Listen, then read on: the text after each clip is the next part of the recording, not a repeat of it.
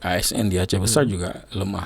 Hampir kalau kita lihat hampir tidak ada program yang khusus. Kenapa itu, Bang? Man and Mic. Oke, roll action. Assalamualaikum warahmatullahi wabarakatuh, sahabat-sahabat Ujung Barat. Ketemu lagi dengan saya Cika Setiadi. Hari ini di studio kita kedatangan seorang tamu. Beliau adalah anggota DPRK Aceh Besar Komisi 1, Bapak Juanda Jamal ST. Biasa akrab kita sapa Bang Juanda ya. Apa kabar, Bang? Assalamualaikum, Bang. Waalaikumsalam. Ini salamnya gimana, Bang? Wabarakatuh. Gini ya. Iya. Oh, iya. Masih COVID ya? Masih COVID, Bang. Ya. Sehat nih, Bang. Alhamdulillah rabbil alamin. Ini hari ini dengan kain sarung, Bang ya, karena cuaca dingin atau gimana? Hari libur, Bang. Bukan juga seperti itu. Bukan. Memang aktivitas sehari-hari seperti ini, Bang? Kebetulan tadi ada acara di Barbate yang ke tempat yang lebih terbuka lah kan. Iya. Lebih nyaman dan lebih santai, Bang ya. Kebetulan celana saya agak ke bawah sedikit kan ya. Agak pancung. Jadi kalau nanti perlu sholat kan perlu betul. Kain sarung, makanya saya pakai kain sarung. Betul. Dan lebih nyaman sepertinya karena kita kan budaya Aceh ini benar. Mubadang ejakrung hohodru. Ya, gitu. Sebenarnya Ijakrung ini kosmopolit ya. Kosmopolit ya. Tidak melihat Acehnya. Iya.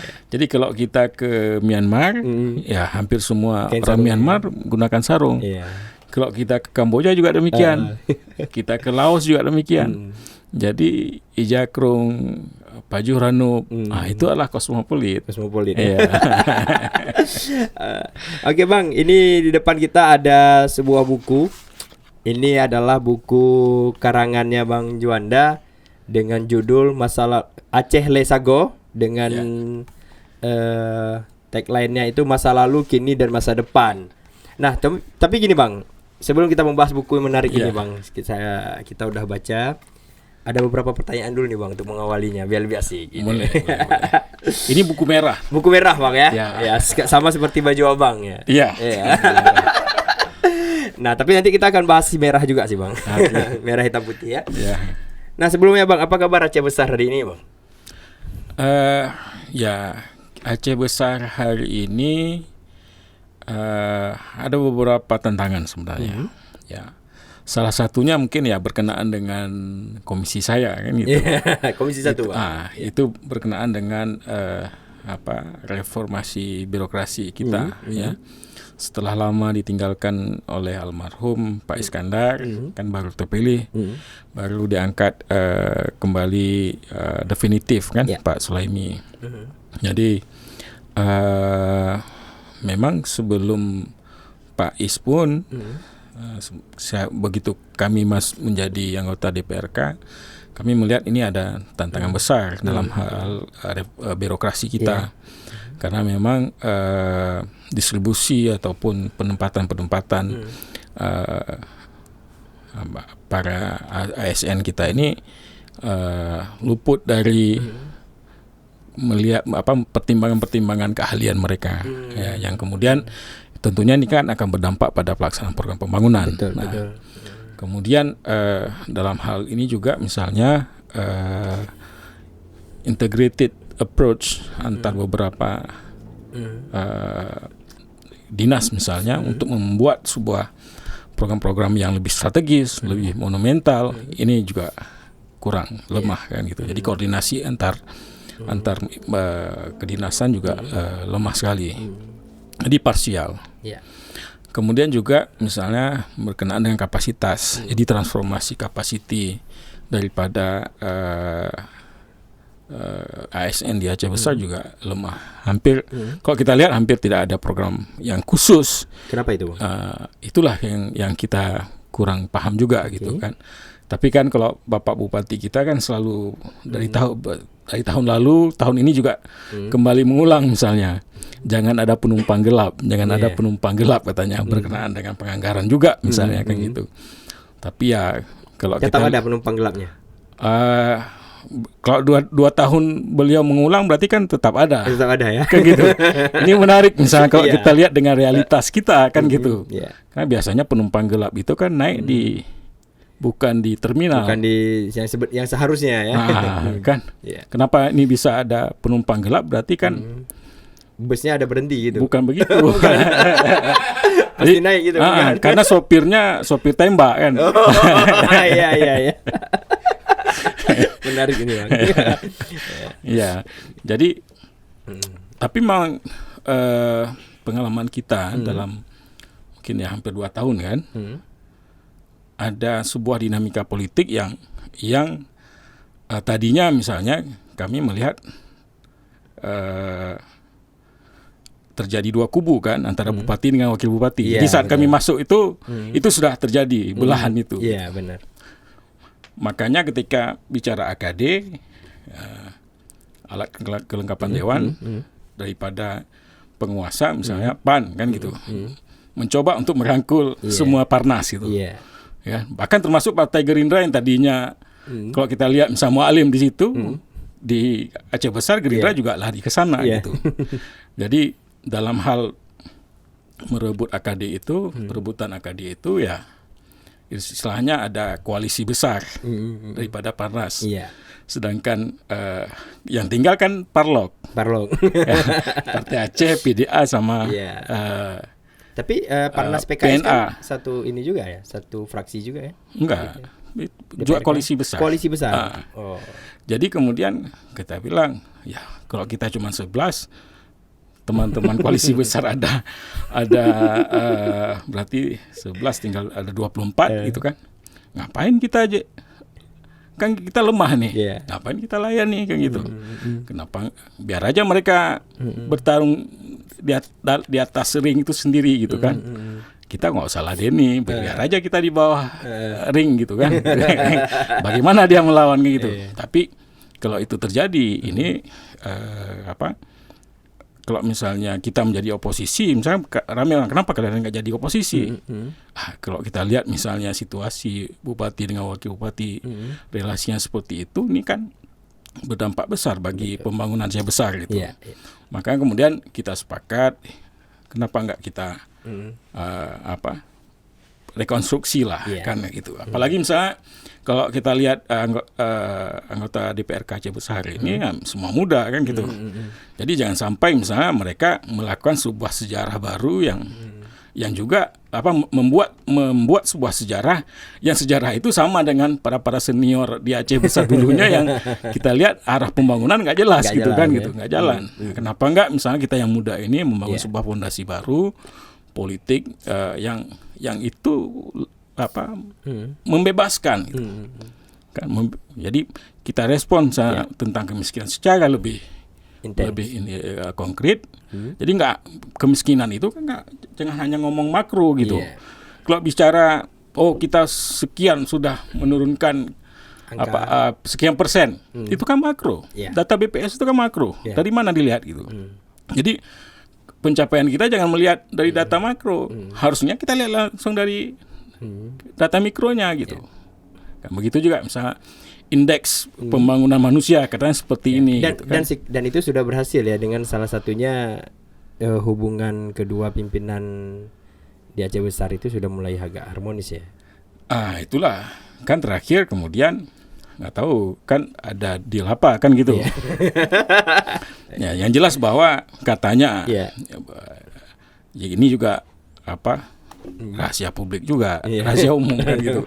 Katanya wakil bupati dapat 5 dinas gitu. Dan itu bukan rahasia umum tapi memang ada di media. Ada di media. Itulah maksudnya rahasia umum sih. Tapi kan harapan kita misalnya wakil bupati ketika diberi mandat harusnya bisa membuktikan apa gagasan beliau misalnya. Dinas pertanian. Semestinya ada hal yang progresif ketika pertanian di bawah wakil bupati misalnya. Jadi begitu juga misalnya bagusnya kan gitu. Bupati juga demikian. Kalaupun misalnya ada memang langsung di bawah bupati ya harus menunjukkan hal yang progresif gitu. Betul. Jadi padahal kita misalnya gini, Aceh Besar itu ada sekitar 25.000 hektar persawahan gitu. Jadi kalau kita fokus saja ke sana misalnya ini luar biasa. Dari 25.000 itu mungkin 5.000 yang bisa 2 kali masa tanam. Jadi kan ini juga yang semestinya misalnya kalau 25.000 bisa 2 kali nanam, Ini kalau dalam 1 hektar itu hasilnya misalnya 6 ton, kan gitu. 25 kali 6. 25 kali Kali 6. 6 kali 2 lagi ya. Nah, kali 2 lagi. Artinya kita kan betul-betul Benar. akan ini. Ya, jadi tapi sampai hari ini kan belum bisa kita transform nih. Belum kita bisa berikan sebuah langkah jalan keluar yang membebaskan tadi itu. Iya. Nah, ini tantangannya. Makanya kemudian menurut kita, terus saya bisa melihat dengan beberapa pengalaman di luar itu, pendekatan regional based development itu jadi lebih, jadi lebih efektif gitu, clustering. Misalnya bahwa ada sebuah kawasan itu ada 1.000 hektar atau 2.000 hektar misalnya.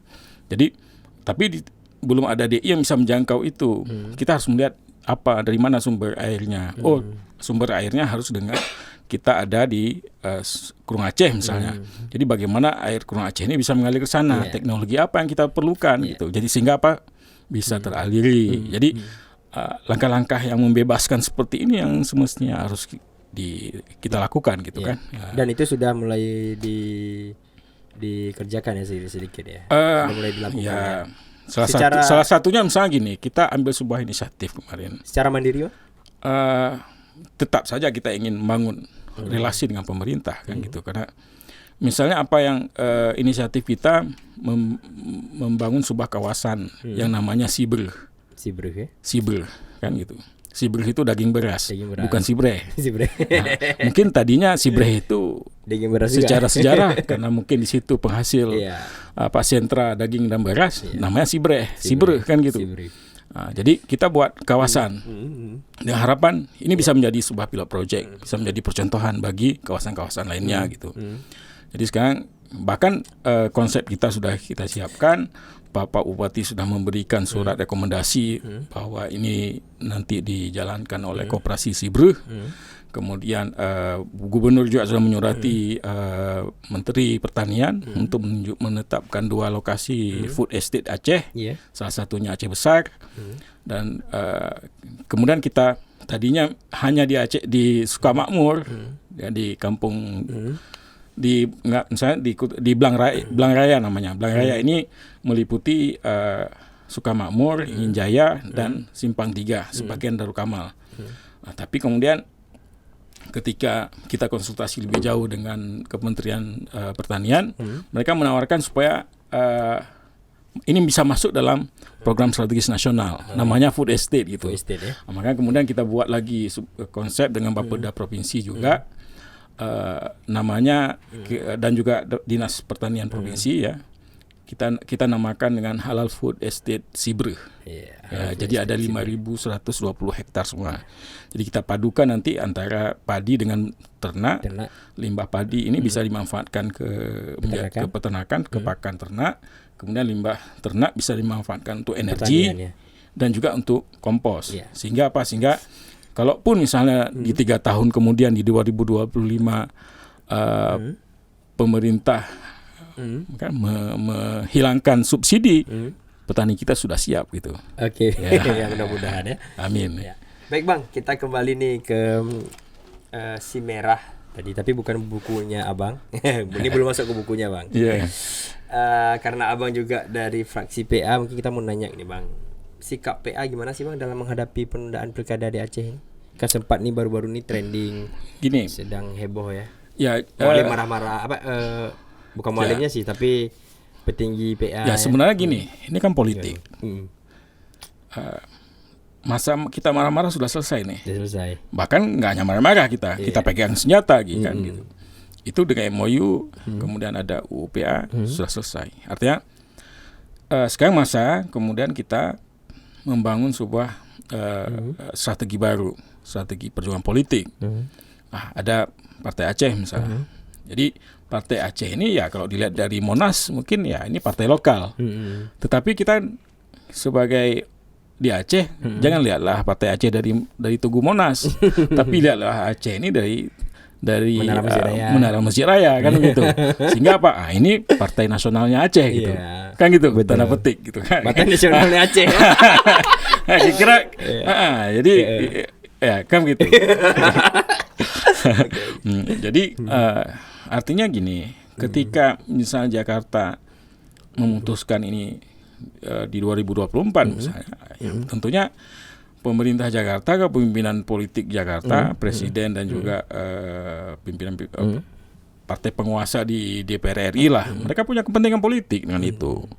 Ya, tapi juga semestinya kita juga harus membangun apa kepentingan politik kita, misalnya. Jadi bukan kemudian ini harus 2024 atau ambil jalan tengah 2003, bukan itu juga.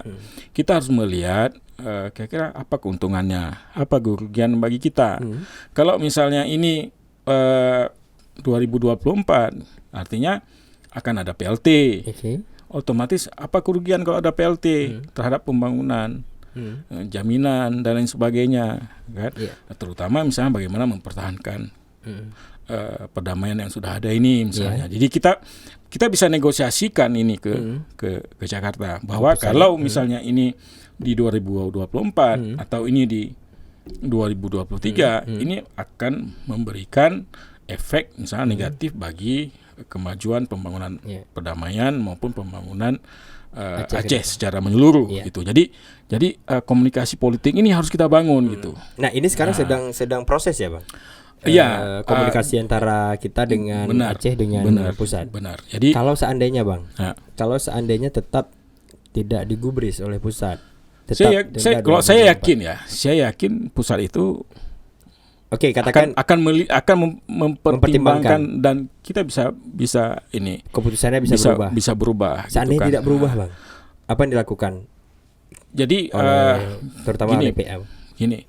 Jadi kita jangan kemudian kita berprinsip bahwa ini tidak berubah. Tidak berubah. Artinya kita yakin bahwa ini akan berubah dengan kemudian kita merasionalkan kenapa ini mesti kita lakukan di 2022 misalnya. Selain kemudian kita tidak bisa menyampaikan juga bahwa ini kita menghormati dari sebuah kepercayaan politik yang ini diketahui oleh dunia misalnya, dan artinya hal-hal seperti ini harus kita lakukan gitu. Jadi pendekatan langsung, lobby misalnya komunikasi politik langsung ini harus kita perkuat itu. Dijalankan betul. Tapi kan plan B tetap ada ya, Bang. Plan B tetap ada. Jadi nanti plan B itu nantilah kita. Oke, Bang. Tapi langkah pertama bagaimana ini 2022 tetap jalan gitu kan. Satu pertanyaan terakhir sebelum kita mengulas buku, Bang. Betul. Kalaupun jadi 2022, Bang, ataupun katakan terburuk 2024, Aceh Besar, calon kandidat Aceh Besar 1 atau Aceh Besar 2, nama Abang termasuk salah satunya, Bang? Itu juga belum berkembang lagi kan. Rencana ya, orang kemudian membicarakan pasti ada kan. Misalnya pembicaraan ke arah itu juga pasti ada lah kan. Namanya aja politik kan, ruang yang terbuka ini kan bisa aja kemudian berkembang informasi, isu, komunikasi misalnya. Orang juga melihat pertimbangan positif negatifnya misalnya. Kemudian banyak hal. Pasti. Tapi rencana sampai hari ini belum ada, Bang. Siapa? Di pribadi. Saya personal. Iya, personal. Jadi dalam politik ini kan tetap harus ada kan gitu. Karena kapanpun karena kita ketika misalnya saya sudah tadinya kan saya tidak ingin masuk dalam politik, tapi ketika ini udah masuk kita tetap harus ada langkah-langkah ke sana gitu. Kalaupun misalnya nanti tidak ada misalnya tidak muncul di 2022 ya tentunya ke depan juga akan selalu terbuka itu. Jangan kita yang kaku lah dengan itu kan gitu. Baik, Bang.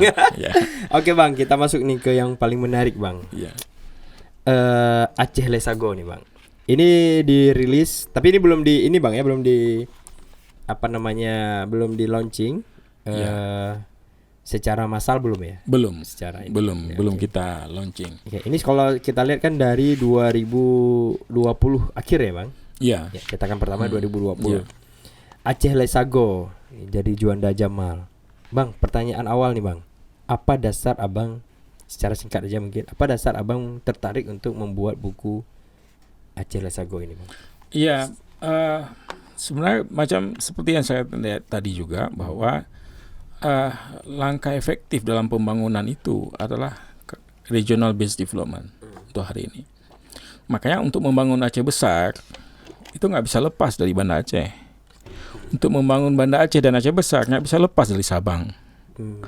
Karena ternyata sejarah itu membuktikan itu nggak bisa lepas. Era Lamuri, kan, kerajaan Lamuri ini ataupun setelah itu kan kita dikenal dengan ada Indrapura, ada Indrapatra, ada Indrapuri, kan gitu. Yang dimana ketiga indra ini memiliki karakteristik, memiliki potensi-potensi yang berbeda-beda, kan begitu. Betul. Di era kerajaan Aceh Darussalam juga demikian, kan. Ada Mukim 25, ada Mukim 22, ada Mukim 26, kan gitu. Di era perlawanan Aceh dengan Belanda masuk ke kita juga nggak bisa lepas dari itu. Ada Kewedanaan Selimum, ada Meraksa atau kemudian Kutaraja, kemudian ada Sabang juga gitu. Nah, era Soeharto dibagi juga ke 3 kabupaten kan, kota. Benar. Kabupaten Aceh Besar kan gitu. Kemudian Sabang dan juga Banda Aceh. Jadi makanya itu dari sisi historis. Ya. Nah, dari sisi pembangunan misalnya, Banda Aceh itu nggak bisa lepas dari Aceh Besar. Nah, kan? Karena apa? Karena misalnya sumber air bersih mereka ada di Aceh Besar. Kalau di stop seandainya ini Banda Aceh tanpa air. Kayak gitu. Artinya apa? Banda Aceh dan Aceh Besar itu harus bekerja sama untuk memastikan hulu itu terjaga. Jadi Banda Aceh jangan ambil air saja misalnya, tanpa kemudian berkontribusi untuk menjaga hulu ini. Kita harus lakukan sama-sama. Kalau saat ini ada kontribusinya ya? Sejauh ini saya belum melihat seperti itulah. Tapi ada gagasan terakhir, ada sebuah kerangka bahwa namanya Spam Janto kan gitu. Jadi nanti ini bisa sebuah joint venture. Misalnya di PDAM Montala sama PDAM Tirta Daru ini bisa joint venture. Misalnya seperti itu. Itu kan menjadi regional base development. Salah satu dari ini. Dari wisata juga demikian, kan gitu. Betul. Jadi kalau misalnya turis dari Eropa mau ke Sabang, dia turun di Blamintang, Aceh Besar, kan gitu. Jadi sekarang bagaimana misalnya begitu sampai di Blamintang, dia bisa makan di Lambaru Cafe. Jadi pemerintah Aceh Besar harus melihat ini peluang, kan. Alhamdulillah ada delima satu, ada beberapa, tapi pramugari dan sebagainya. Otomatis kan uang berputar di sini. Betul. Dia nginap di Kriat, kan gitu. Baru dia Kriat Banda Aceh. Tapi kalau dia di depan itu udah Aceh Besar. Jadi tetap dia nggak bisa lepas juga. Dia mau beli baju koko misalnya tetap ke Banda Aceh, gitu kan. Jadi maksudnya ini, jadi bagaimana ada integrated approach misalnya antara bupati dan wali kota misalnya untuk duduk bersama membahas ini.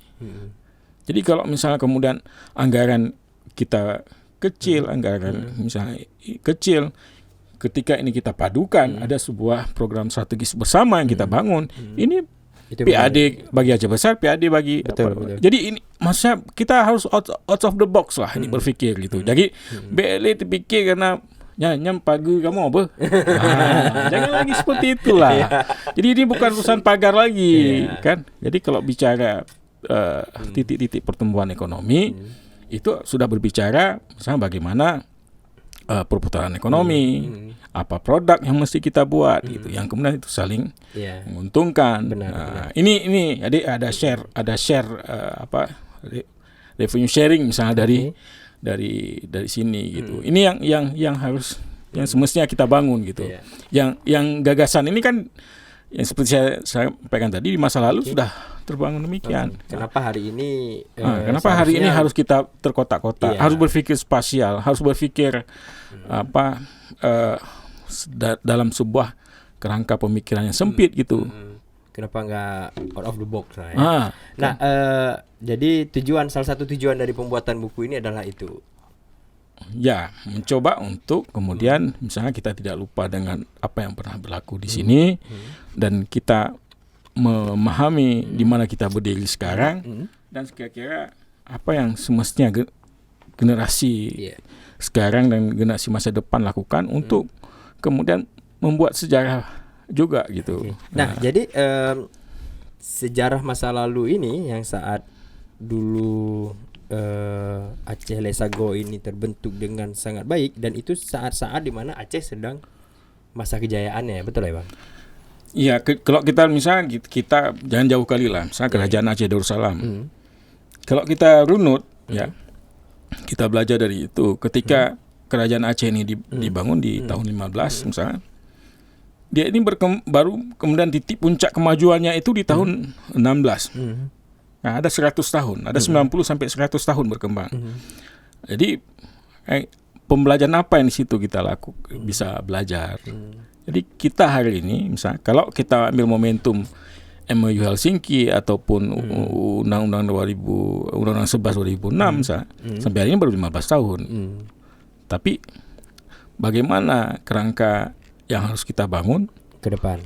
Sehingga 100 tahun ke depan kejayaan itu bisa kita raih kembali. Jadi ini baru 15 tahun, belum satu generasi gitu. Jadi kita harus sabar gitu kan gitu. Tapi yang penting rule-nya itu jelas ya. Rule-nya itu yang harus kita dibangun. Jadi kalau misalnya masa konflik dulu banyak LSM yang kita bangun misalnya, waktu tsunami juga demikian peran-peran LSM. Tapi hari ini misalnya kita udah bicara development misalnya, udah bicara pembangunan, kan semestinya ya kita juga bertransformasi gitu, kan gitu.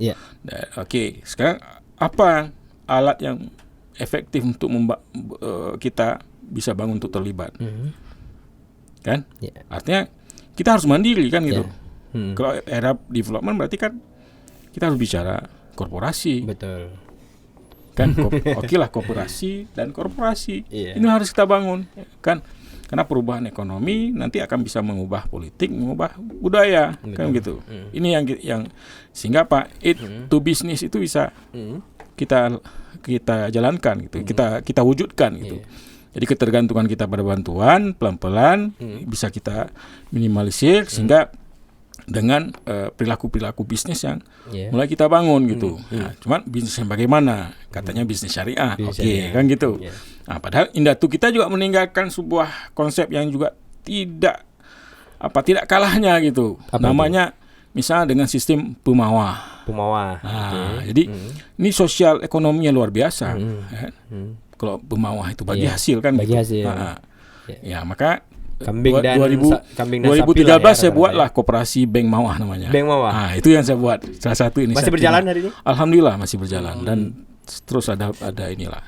Bank Mawah. Itu salah satunya lah kan. Kenapa? Karena kita harus bertransformasi. Yang tadinya misalnya LSM, NGO, kita bergantung sama donatur misalnya dari internasional dari manapun misalnya. Tapi hari ini kita harus membuat alat-alat baru yang kemudian bisa kita buat uang ini bisa kita kontribusi untuk membangun daerah kita. Korporasi sekarang apa nggak ada? Tapi kita masih tergantung dengan proyek-proyek pemerintah misalnya. Kan gitu. Jadi kita pegang perusahaan atau apa kan, ini pakai di tabo. Jadi apa? Kalau seperti itu mentalitasnya tidak bisa menjadi sebuah korporasi yang profesional gitu. Baik Bang, ini sangat menarik karena seorang anggota dewan jarang nih yang ada menulis pandai menulis buku ya, ibaratnya seperti itulah. Saya juga ada tetapi jarang gitu kan. Dan bahkan biasanya duluan menjadi penulis baru menjadi anggota dewan. Tapi ini buku pertama Bang atau? Yang saya tulis sendiri lah. Buku pertama Bang ya. Berarti kan duluan jadi anggota dewan dong Bang, baru nulis buku ya. Sebenarnya gini juga, saya juga nggak pandai-pandai kali juga menulis karena kan saya nggak punya background itu. Jadi kalau misal orang pandai yang menulis membaca buku saya ini pasti ketawa dia, karena mungkin ya boleh saja misalnya antara satu kalimat dengan kalimat lain kan. Tapi paling tidak misalnya gini, apa yang ada di kepala saya kan, atas apa yang pernah berlaku sebelumnya ataupun hari ini dan apa cita-cita saya ke depan, ya saya coba tuliskan lah gitu. Sebenarnya itu sederhananya itulah. Berarti ide pemikiran Abang dicoba dituangkan dalam buku ini, buku merah ini. Bahwa ke depan ini ya biasanya saya akan melakukan ini. Misalnya gini, di sini ada namanya kalau di bab apa ya, bab 5 itu membangun masa depan. Kan? Nah, ada gagasan-gagasan saya, cita-cita saya misalnya, bagaimana kita bisa. Halaman berapa tadi, Bang? Kalau di halaman berapa nih? 69 misalnya. Di situ saya tawarkan bahwa ada bahwa Aceh Lesago ini dapat menjadi kawasan pertumbuhan ekonomi baru ke depan. Kawasan pertumbuhan ekonomi dengan baru. melihat tren globalnya misalnya. Tren globalnya tren global ekonomi itu kan mengarah ke Asia Pasifik. Iya. Kan? Betul. Kenapa? Karena kita tropis. Iya. Ke depan ketergantungan pada makanan sangat tinggi. Betul. Kan gitu. Jadi Betul. semua ini peluang nih. Iya. Kan? Ya. Aceh Lesago ataupun Aceh lah misalnya. Ya. Ini dia diapit oleh dua kan gitu, dua potensi laut gitu. Ada Samudra India, ada Selat Malaka misalnya. Iya. Kan kemudian kita ke atas itu ada Andaman kan gitu. Iya. Ada Laut India. Ini peluang ini gimana kita manfaatkan. Jadi kenapa ini dapat menjadi kawasan pertumbuhan ekonomi baru. Kemudian misalnya kan ada sebuah langkah progresif yang dilakukan misalnya oleh Thailand misalnya, yang rencana mereka membuat kanal Kera misalnya. Ini peluang. Membuat apa? Sebuah kanal. Oh, kanal. Okay. Jadi mereka akan membelah Thailand Selatan. Benar. Agar orang nggak mutar lagi ke Singapura kan gitu. Yeah. Apa langkah kita? Iya. Kan gitu. Supaya ini bisa kita manfaatkan. Mengaktifkan kembali secara maksimal pelabuhan bebas Sabang itu mungkin, Mas. Salah satunya kan? Salah satunya. Yeah. Salah satunya. Jadi jangan ibarat sangat mungkin kan. bahasa Aceh puluh talo ba taku ikat. Ya. Ikat ba iku. Makanya saya bilang di sini jadi kira-kira kawasan pertumbuhan kan menjadi pertanyaan. Kawasan pertumbuhan ekonomi baru. Apa yang mau kita lakukan? Yeah. Jadi misalnya bagaimana kita menjadi Sabang itu sebagai international gates. Iya. Kan gitu. Bahasa di sini Sabang pintu donya. Kan pintu donya ada. International gate. Ini bagaimana kita lakukan? Ada BPKS kan Iya, gitu. Betul. BPKS itu selain Sabang juga ada Pulau Aceh. Apa yang mesti kita lakukan Pulau Aceh ini? Betul. Ini nyo tima kagejuk masa tanya mana ada pakai. Iya. Tak kalon. Ini yang gue alam tima kagejuk tak cok labang tak ajak sehingga bocor timahnya. Oke. Ya. Misalnya kemudian yang kedua misalnya Banda Aceh itu bagaimana menjadi darut dunia. Kan gitu. Jadi heritage and cultural city. Jangan ini kalau kita lihat ya sebelum pandemi misalnya, hampir tiap hari orang Malaysia Air Asia itu dari 1 flight jadi 3 flight. 3 flight, betul. Itu luar biasa. Berarti kan penuh orang Malaysia kemari. Betul. Apa mereka mau lihat? Kadang-kadang jadi saya mau ke ini pagi dah ambil pesawat pagi. Untuk apa? Mau sholat Jumat di Masjid Raya. Tapi nanti flight terakhir saya pulang dia bilang. Itu luar biasa. Dan saya sendiri pernah ketemu sama Pernah. Jadi bagaimana? Jadi nggak perlu terlalu ini berpikir kita apa yang sudah kita kelola. Kan? Betul. Jadi kemudian Janto, kan Janto Kota Bukit Barisan. Ini kan Kota Bukit Barisan artinya ini Hillline City kan gitu. Kalau Banda Aceh itu kan dekat dengan laut. Pesisir laut. Jadi misalnya gini, orang selalu mengatakan Janto itu terlalu jauh. Iya. Apa ini salahnya Bupati masa itu memindahkan ke sana? Enggak. Beliau itu kalau menurut saya beliau itu sudah memikirkan konsep jangka panjang. Setahun ke depan gitu. Kan konsep jangka panjang 100 tahun ke depan. Benar. Kenapa? Karena padatnya Banda Aceh ini, kemudian sekarang misalnya perumahan ini sudah sampai ke Samahani, kan? Betul. 5 tahun ke depan sudah sampai ke Indrapuri, 10 tahun ke depan udah penuh Janto itu. Apalagi misalnya kalau jalan tembus Lamno, jalan tembus ke Gempang misalnya, ini semakin Artinya Janto itu akan dari tengah-tengah dari sebuah tatanan kehidupan sosial Aceh gitu kan. Jadi ini misalnya. Jadi apa yang mesti kita siapkan di sana? Nah, di sini. Sekarang dengan misalnya bagaimana Janto itu memiliki sebuah rumah sakit yang kelas A, bertaraf internasional. Sehingga apa? Sehingga orang dari Lampung sampai ke Medan terbang ke Aceh kan gitu. Berobat.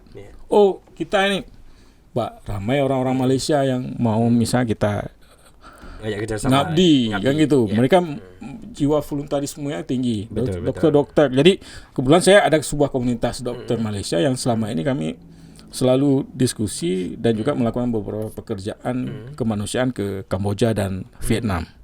Kan jadi itu. Jadi mereka mau terlibat misalnya. Ini luar biasa. Jadi apalagi jalan tol sudah selesai. Kan gitu. Jadi inilah bagaimana membentuk visioning gitu kan. Kemudian yang selanjutnya misalnya dan saya terus terang yang ini saya bekerja ke arah sana. Misalnya kira begitulah. Walaupun misalnya kita ini hanya seorang anggota DPRK gitu kan. Oke Bang, sebelum dilanjutkan ke poin ini Bang. Ini kan era digital hari ini Bang. Tetapi Abang berani kembali mencetak sebuah buku yang mana memang sebenarnya buku ini adalah sebuah benda yang memang bermanfaat dan sampai hari ini pun kita masih mencari yang namanya buku.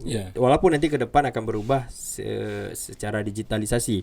Masalahnya hari ini bagaimana strategi Abang memasarkan buku ini di era digitalisasi, terutama di wilayah Aceh ini, Bang? Jadi kalau ini kan singkat saja, bukan tipis, kan gitu. Karena sasaran saya ini ke generasi milenial atau karena di sini juga ada disebutkan apa yang mesti kita siapkan. Kan? Jadi target pasarnya itu anak-anak milenial, Bang. Jadi generasi alfa. Generasi alfa malah ya, bukan milenial. Jadi karena kita harus melihat kan gitu. Hari ini anak-anak muda kita ada di SMA misalnya kelas 3 misalnya.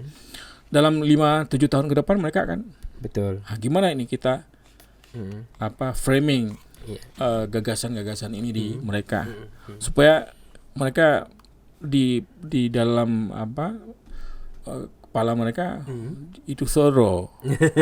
Who am I kan gitu. Makanya jadi ada filmnya tuh. Jadi misalnya makanya di bab di sini juga ada saya sebutkan di sini ini juga harus direlasikan dengan budaya bahwa Aceh itu punya hadiah-hadiah maja misalnya yang hari ini nggak lagi diperkenalkan. Jadi bagaimana generasi kita ke depan juga bisa melihat itu kembali misalnya. Jadi pusat pendekatan budaya mesti kita lakukan gitu. Nah Bang, dalam pembuatan buku ini Bang, tantangan terberat Abang pasti ada dong ya. Apa itu Bang? Waktu lah untuk konsistensi kita menulis lah kan. Tapi ini alhamdulillah salah satu hampir tidak selesai kan gitu. Tapi alhamdulillah karena pandemi waktu itu jadi selesai ya. Jadi selesai gitu. Jadi saya nggak keluar seminggu waktu itu. Khusus berarti udah lama ya Bang mulai menulis Bang? Untuk buku ini. Ini nggak. Jadi pertama gagasan awalnya ini kan hanya beberapa lembar yang itu saya buat ketika menjadi calon di pilkada. Jadi visi kita dalam pilkada itu ya ini. Kira-kira itulah. Jadi kemudian saya coba kembangkan dan strukturkan lagi beberapa bagian yang kemudian itu bisa menjadi sebuah konstruksi pemikiran lah seperti itu. Jadi ini adalah konstruksi pemikiran lah. Kalau ini visi, walaupun nggak disebut dengan Aceh bak matadonya, tapi ya paling tidak tiba di bawah itulah. Gitu. Tapi kalau visinya Abang Aceh Lesago seperti yang dalam buku ini Bang, Abang nggak cocok mendaftar di pilkada bupati Bang, cocoknya gubernur. Itu dengan konsep seperti ini Bang. Iya, makanya itu lagi kan gitu. Jadi berarti ada langkah situ lah mudah-mudahan Bang. Makanya kemudian gini, kita kadang-kadang nggak sabar. Padahal seperti yang saya katakan tadi bahwa ini kan era perjuangan politik. Betul. Era perjuangan politik ini kan strategi yang harus kita ubah gitu. Persoalan kemudian kekuasaan ya pasti kita perlu kekuasaan itu untuk mendukung ini. Tapi selama ini kan orang juga ngomong demikian. Nyop perlu ada nyuji ke anggota dewan. Begitu dia jadi anggota legislatif, dia jadi bupati, dia jadi ini udah lain lagi kenira. Kan gitu. Nah, jadi maksud saya bahwa kekuasaan itu ya kalau memang itu kita perlu, kenapa nggak kita rebut. Betul. Supaya mendukung ini. Tapi ini memang levelnya Tetapi itu level ke gubernur yang paling penting bagi kita adalah bagaimana membangun politik itu. Bukan politik kekuasaan, tetapi politik yang pembebasan itu yang mesti kita terus perkuat gitu, supaya apa, kapasitas leadership yang kita bangun ini bukan hanya ada pada sosok misalnya, tapi kapasitas leadership yang harus kita bangun adalah bagaimana generasi, kan gitu. Nah, ini yang mesti kita, kalau kita belajar tadi itu bahwa kalau kita runut misalnya dari satu raja ke raja lain sampai Iskandar Muda, itu ada kesinambungan. Makanya kemudian dia mencapai titik puncaknya. Berarti kenapa awal itu? Jadi ini yang mesti kita. Jadi memang luar biasa nih Bang, pemikiran seorang Juanda Jamma di dalam buku ini ya memang bukan lagi pemikiran calon bupati, tapi calon gubernur bahkan seperti ini kan gitu kan. Ibaratnya seperti itu lah. Oke lah. Karena kan sudah memikirkan tiga kabupaten, Mat. Ini kan tiga kabupaten kota loh dalam sebuah buku ini, bukan hanya Aceh Besar. Walaupun di bawahnya ada tulisan pemerintah Kabupaten Aceh Besar ya, Bang. Ini kan karena kita bekerja sama. Salurnya di sana kan. Benar. Tapi kita harap di belakangnya kan ada statement ketiga-tiga ini, Bang, ya. Ketiga pimpinan politik lah kan. Jadi ketua DPRK itu kan pengendali politik Aceh Besar, pengendali politik Banda Aceh ada Pak Farid yang Umar, kalau Aceh Besar ada Pak Iskandar Ali misalnya. Kemudian di Sabang itu ada Bang Muhammad Nasir. Misalnya. Jadi mereka lah yang hari ini memimpin agensi politik di Aceh Besar. Gitu. Jadi DPRK itu bukan hanya sebatas kita membuat kanun misalnya mengawasi puskesmas yang bocor misalnya, ataupun membuat anggaran gitu. Tapi kan gitu. Jadi tapi bagaimana DPRK itu menjadi agensi politik. Dan semoga pemikiran Abang dalam buku ini juga diimplementasikan ya oleh mereka-mereka ini, Bang ya. Ya mudah-mudahan lah. Oke Bang, sebelum kita closing Bang, ada closing statement dari Abang mungkin 1-2 menit ke seluruh masyarakat Aceh umumnya dan masyarakat Aceh Besar khususnya Bang. Ke kamera ini lah. Harapan. Jadi yang paling penting bagi kita hari ini adalah kita masih memiliki harapan gitu. Jadi bukan orang yang frustasi, bukan orang yang selalu mengedepankan curhat misalnya, tapi harus diingat bahwa orang Aceh itu petualang yang selalu memiliki harapan, memiliki cita-cita masa depan, yang tapi tidak hanya dia memiliki cita-cita itu, tapi dia buat untuk meraihnya gitu. Nah, jadi ini jangan kita lupakan gitu. Jadi bagaimana terus kita membangun harapan-harapan baru, karena hanya orang masa depan itu hanya dimiliki oleh orang yang memiliki harapan. Jadi kalau kita tidak memiliki lagi harapan, berarti kita nggak ada masa depan. Ya, jadi makanya kemudian saya berharap pada generasi misalnya di bawah kita, karena kita wajib ini memastikan generasi di bawah kita menjadi generasi yang lebih baik, ya sebagaimana disampaikan dalam Al-Quran. Makanya kemudian pada mereka kita harapkan untuk terus membangun harapan itu, cita-cita. Oke, Bang, terima kasih banyak Bang. Tapi sebelumnya Bang, ini kelihatannya terlalu banyak buku di atas meja kita Bang. Ini mau kita bagikan ke subscriber Ujung Barat atau gimana sih Bang? Boleh. Ya, pasti Boleh Bang. Pasti ya, berarti ya. Pakai banyak bawa ya. Oke, baik. Sahabat-sahabat Ujung Barat, bagi yang komentar paling menarik, ini ada 3 buku Aceh Lesago. Bagi yang komentar terbaik nanti akan kita kirimkan bukunya ini. Jadi 3 komentar terbaik loh, kita tunggu nih.